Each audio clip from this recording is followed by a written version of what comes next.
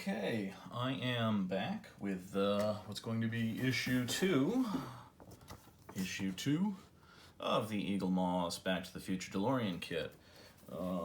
Again, a few minutes ago, I put the rear bumper together along with the license plate, which I have in my parts bucket right now. And then this kit is going to add the other lamp and a little bit of work for one of the, I believe, front fenders, and then of course more screws. The fender is obviously not going to attach to the rear bumper. I'm going to have to wait for more parts down the road to do that. So, I guess, cut to the chase. Ha ha ha, I am funny. No, I'm not. I don't know. You're probably not watching this, so it doesn't really make much difference whether I'm funny or not, does it? That was weird. It must have been a reflection. Okay. I thought I was cutting into a rubber band, and I could not understand why there would be a rubber band in this.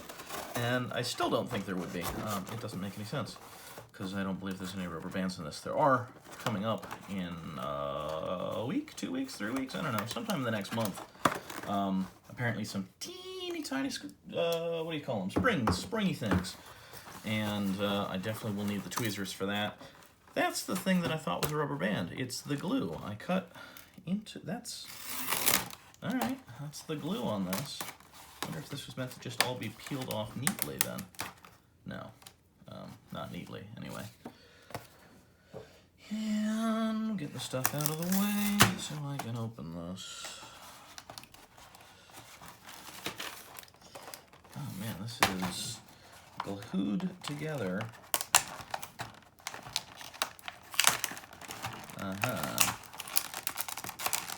Open. Open. Yeah, I'm gonna cut my hand open doing it this way too, and that's gonna be great. There we go, I guess, I think. I don't know. I don't know. I never know. People assume I know. I don't know why they think that.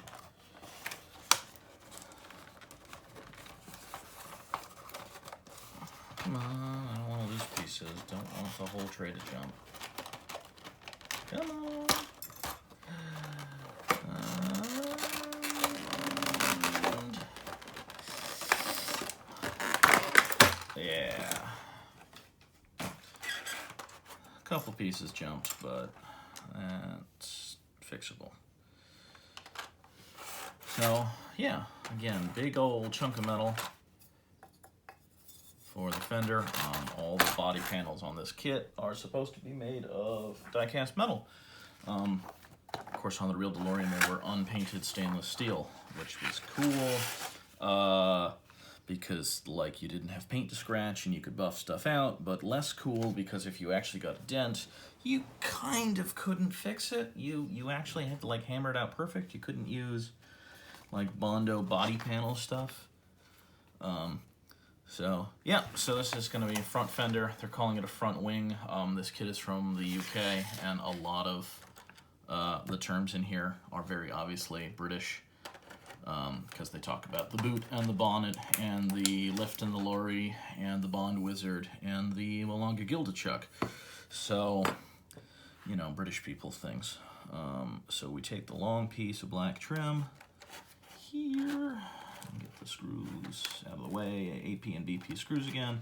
I will check later and mix them in with the bags of the other stuff if they're the same. If they're not, I don't know how I'm gonna deal with it. I'll figure it out. So this has like a steep cut on one side and a less steep cut on the other, which I think is going to line up, yeah, with the wheel well. So those go in there. And it says there's a pin in the middle.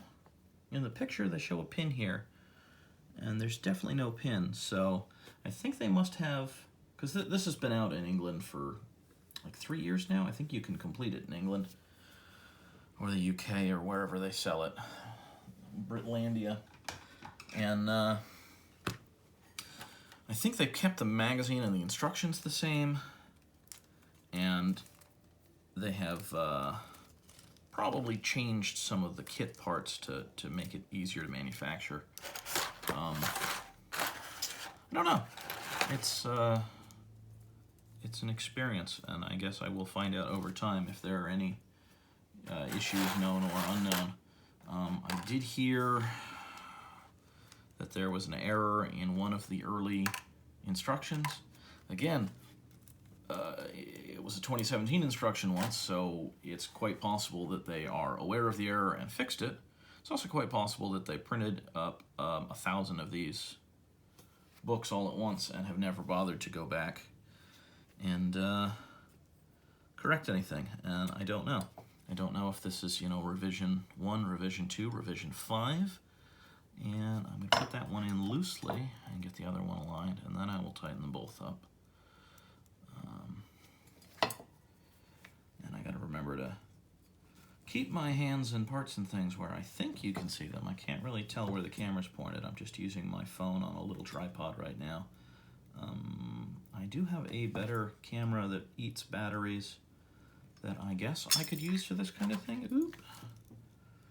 And then it has one of those adjustable viewfinders like many cameras do, so I could check my alignment with that. But since this is sort of experimental right now, I don't know if it's worth dealing with the batteries and all that. I've had rechargeables for it, but it eats batteries so fast, and rechargeables, in my experience, just don't really last. Maybe they've gotten better. But it's like if you don't actually use them constantly, they don't seem to be worth it. Recharging them every few months does not, in my experience anyway, doesn't seem to do much. They don't last. You don't get a whole lot more life out of them than regular batteries. I mean, obviously regular batteries you use once, but if they cost 5 times as much and you don't get 5 times as many uses out of them, and really you got to get more than that, even if they're 5 times as much and you get exactly 5 times as many uses out of them, then yeah, they don't really do you any good at all. I guess you produced less waste, which is good, but I don't know that they're not more wasteful to manufacture. I don't really know that much about battery manufacturing. There's a little bit of a burr in here that's keeping this from sitting flush. I don't know if that did it. It sort of clicks in place there on that. Yeah, there we go. We'll use this other AP screw. I took 3 out. I guess I knew I needed 3. I didn't consciously know that. So, good on my subconscious for reading the instructions ahead. I'm not, I haven't for these kits. I guess I should. For the previous one and for this one, I did not read the instructions ahead of time. I'm doing them as I read them, which, I generally would not tell somebody to do. I'm definitely the type that, says, come on, just RTFM, before you start, because I spent too much of my life being annoyed at people who didn't read the basic instructions that came with things, and, got all upset when they didn't follow the instructions, and not following the instructions, had an adverse impact on whatever it is they were doing. So, cool brushed finish on here. We got the little bit of black trim for the side guards there, door guards. I don't know. I don't know if they were functional or if they were just to give it some line, because obviously there's a raised panel above it, but this gives you a visual contrast beyond just the panel. I don't know. I'm not John DeLorean. I don't know why he made whatever decisions he made. I know they went through a whole bunch of problems developing the DeLorean, and I think it's a neat vehicle, and I would love to own one, but I'm under no illusion that it was a particularly successful or functional vehicle. The engine apparently was kind of garbage. I guess there's a company that makes new ones out of, old new stock, and you can get new modern engines put in them, and I think that would be really cool to do something like that someday. But I think I have to have a lot more money than I do, a lot more money than I do. So again, I don't know if you can see that, but a little DMC, and now that I know it's there, it's much easier to figure out which way this part goes in. So that's put together, And I'm going to put that aside, and I need one of these BP screws. Put that out of the way, because this is a convenient little hole in the well. And again, they gave me 2 screws from this, and the kit seems to only be telling me to use 1 just to hold this in, because when I go to put the license plate and the frame in, yeah, they're AP screws again. So they gave me a bunch of those. So this is the bit that's a little bit fiddly. And I guess it wouldn't, you know, like if there weren't parts that took a little bit of doing, then it would be like a Lego kit instead of a model kit. Not that I don't like Lego kits, but you know, Lego kits are different.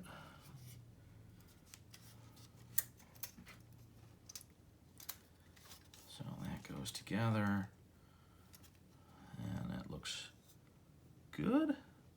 DMC, DMC, all the bits are there. I'm definitely gonna have to try to get those fingerprints off down the road.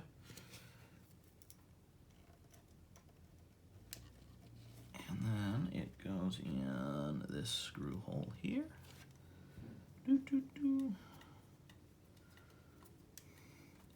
I hit that one screw in the first bit that really wanted to round off, and I haven't had that issue since then. I don't know if I've just been a little more careful or if it was just one screw, the other headlight one.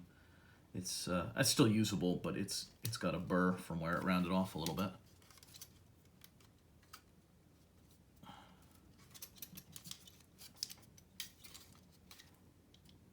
That's interesting. This one rattles quite a bit compared to the other. It's in. I don't know. That's weird. I don't know which piece is loosey-goosey, but compared to the other side, oh well, a little bit of a rattle. Probably not a problem, just noticing it. So I got my license plate with the lamps on top, and yeah, again, I kind of would like that to sit a little better, but maybe once it's in the frame, it'll be forced to. And one side wants to pop up. So then this fits in here. Yeah, that holds in pretty well. And yeah, actually that lamp basically becomes spring tension, holding it in place, because I still got to screw it in, but it's kind of self-securing now. That's cool. Those are my, you know, interesting. So, okay, so they gave me like extra AP screws in the last one, and it's fine. I don't need extras at this point, but they only gave me exactly as many screws as it seems to need. It wants 2 AP screws to hold this together, and I've just dumped out the 2 of them. So I do have more in the kit from the previous one, in case I need them, but I cannot, at the moment, confirm, because I'm not checking while I'm doing this, that they're the same AP screws. I guess I will tell with the BP screws. One of the videos I watched of somebody, they got a bag of screws, and when they were putting them together, they were like, these obviously don't fit. And when they got the next kit, they had something with the same label that definitely did fit, and they kind of assumed, and I think they called into customer service. Supposedly customer service is pretty good about sending you replacement parts. I think they send you a whole kit, so, you know, if you need it, like, you can get it. Oh, this is kind of cool. So, like, the license plate screws come through from here, and if I wanted to, I could take this back out and just take the license plate out without taking the whole thing off. So, aha, I like that better.